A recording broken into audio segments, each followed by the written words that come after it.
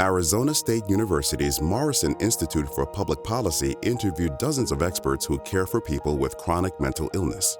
A legal professional who was interviewed contrasted how we care for people with Alzheimer's with how we care for people experiencing chronic mental illness.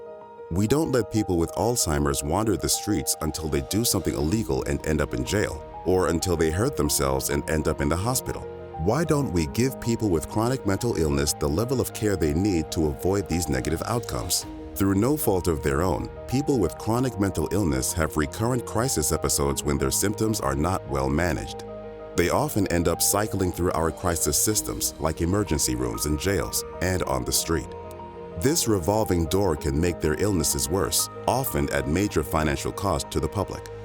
Providing permanent housing and individualized support services actually costs less than if a person with chronic mental illness experiences chronic homelessness. On average, it costs about $73,000 annually to provide housing, healthcare, and criminal justice services to a person with chronic mental illness who is experiencing chronic homelessness in Maricopa County. In comparison, those same services for a person with chronic mental illness who has permanent supportive housing cost about $52,000 on average. That's a difference of almost 29%. By providing permanent supporting housing with appropriate support to people with chronic mental illness in Maricopa County, the public could be saving about $21,000 per person per year.